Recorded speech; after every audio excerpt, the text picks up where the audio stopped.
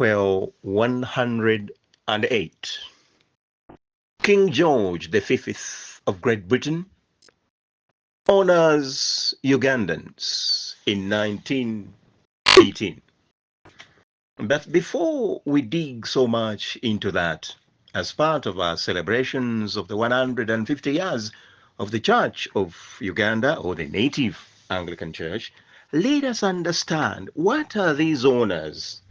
What do they mean? Where did they come from?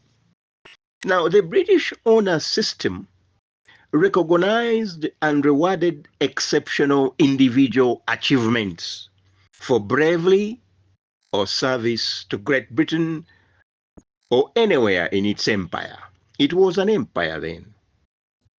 Now, these honors were usually on recommendation of either the Defense Secretary or the Foreign Secretary or the Colonial Secretary.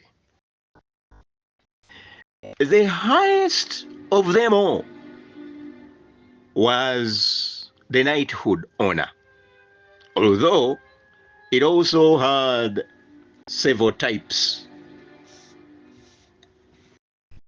There was the Grand Cross Knight, there was the Knight Commander type, and there was the Knight Companion type. Now, all those three were knighthoods, the highest type of them all. Now, originally, a knight was a man of high social rank with a duty to fight for his king on horses and wearing a body armor.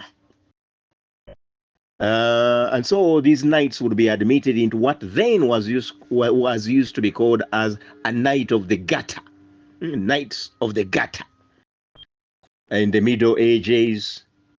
And that then later transformed into the British highest honor, which became known as the knighthood.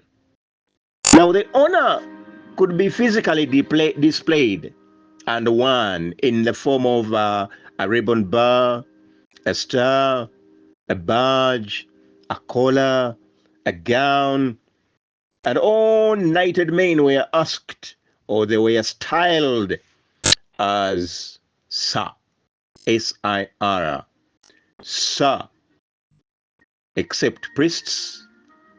Those could not be addressed as Sir. The first black African man ever to be knighted, as in a black African, the first black African to be knighted, was a man called Samuel Lewis of Sierra Leone, and this was in 1896. He was the mayor of Freetown at the time of his knighthood, and earlier on he had been a former Chief Justice and legislator in the Legislative Council of that country. He was recognized for his increasing public service and, of course, unquestionable integrity. In East Africa, it was an Arab, the Sultan of Zanzibar. He was called Ali bin Said, who was the first to be knighted in 1890. The first black African to be knighted in East Africa was Apollo Kagwa, the Katikiro of Buganda. He was knighted in the year 1905.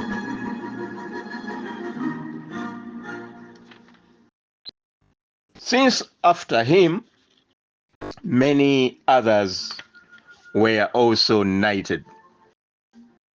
However, in 1917, the Kabaka of Buganda, Daudi Chwa II, was honored also for the first time with a Knight Companion of the most distinguished order of St. Michael and St. George. So, you see, I told you earlier they were of three types. The Companion was a knighthood. I also told you earlier that the Knight Commander was a knighthood, and I also told you earlier that the Grand Cross was also a knighthood. So Sekabaka Daudi Chwa was given a companion knighthood. So a knight companion of the most distinguished order of St. Michael and St. George. Now that was published on page 82 in the second supplement to the London Gazette of Friday the 28th December 1917, and it was Gazette number 30451. The Kabaka was not bestowed with it till 1925, when the Duke and the Duchess of York made a state visit to Buganda, and that is when he was bestowed with his honor. Now, the Kabaka Chwa 1917 London Gazette stated that, and let me quote, "The king has been graciously pleased to give directions for the following most distinguished order of St. Michael and St. George." And then they said, the knight companion of the most distinguished order of St. Michael and St. George, awarded to Daudi Chwa II, the Kabaka of Buganda. Now, as I told you, this was not bestowed on him until the Duke and the Duchess visited Buganda, and that was much, much later, on the 16th of February, 1925. I will also return to the knighthood of Sir Apollo Kagwa. The honor which Apollo Kagwa first received in 1905 was the Knight Commander of the most distinguished order of St. Michael and St. George. Now that was founded on the 28th of April 1818 to honor two military Christian saints, Michael and George. It went with a blue gown, referred to as the mantle of the order, worn only by knights and made of Saxon blue satin linen with crimson silk. It had a ribbon bar worn on all ribbons or sash, with the reverse of the attached insignia showing St. George on a horseback, all killing a dragon. Oh, yeah, as it was killing a dragon. Then there was a star insignia pinned to the left breast side with an 8-pointed silver figure, and in the middle was Saint Michael trampling on Satan. Then there was a red cross of St. George and a neck collar of Grand Cross made of gold, depicting two crowned winged lions, each holding a book and 7 arrows. Just like for the Kabaka, I think it would also be important to establish Sir Apollo Kagwa's knighthood was published in which gazette. Now, the legal notice of the knighthood was published in the Edinburgh Gazette, published by the authority dated 4th July 1905, and it was number 11739 on page 656. And it stated that the king has been graciously pleased on the occasion of the celebration of His Majesty's birthday to give orders for the following appointments to and promotions in. And so, on page 656 of the Edinburgh Gazette, 11739, in the second paragraph of the first column, it declared to be honorary member of the Knight Commander of the most distinguished order of St. Michael and St. George, Apollo Katikkiro, Prime Minister of Uganda.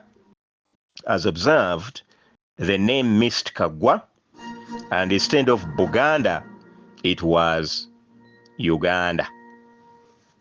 Now, that was so much for the past. But in this particular sequel, we are interested in the honors that were dished out by the King George in 1918.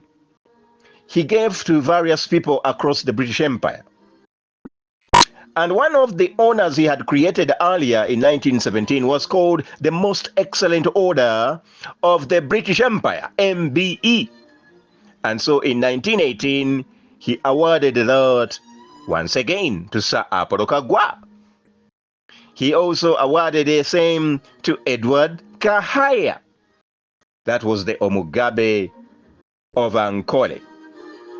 He also awarded the same to Andrea Duhaga, the Omukama of Bunyoro. He was the heir of Kabarega, and actually Kabarega's son.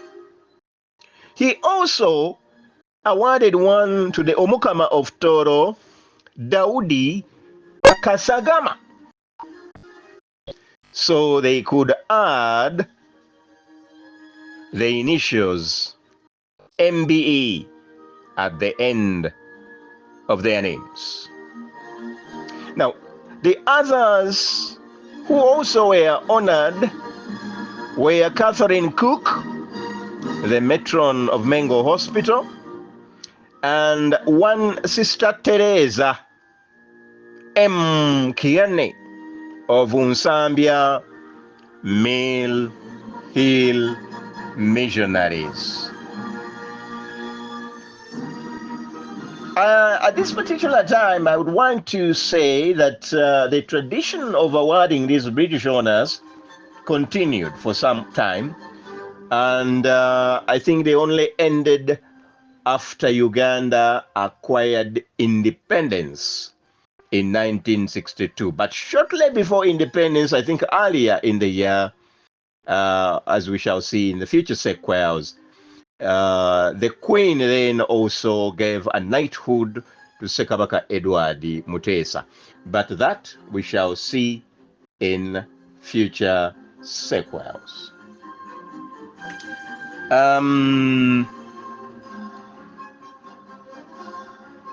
I want to state now that the Gazette stated that the king honored all those he had to honor for services in or for overseas dominions, colonies, and protectorates in connection with the war from 1st January 1918. And I'm talking of these, the MBE, the Most Excellent Order of the British Empire, the ones he awarded in 1918. They were for the kings you had, Sir Apollo Kagwa and the three kings, and this Mengo matron, and this Sister Teresa Mary Kane of Mill Hills Missionaries, that all that was for the services in connection with the war from 1st January 1918. Remember, in 1918, the World War was just coming to an end. And so, now that we are familiar that Britain used to award in its empire, we will no longer be surprised that in the empire, governors who come, and now even natives, as early as 1918, as early as 1905, as early as 1917, in Uganda's protectorate, they already heard these British honors. Even as the church celebrates its 150 years, it is good to know that some people were enjoying the civil awards by Great Britain, by the British kings. And now that we know, may the good Lord bless us all.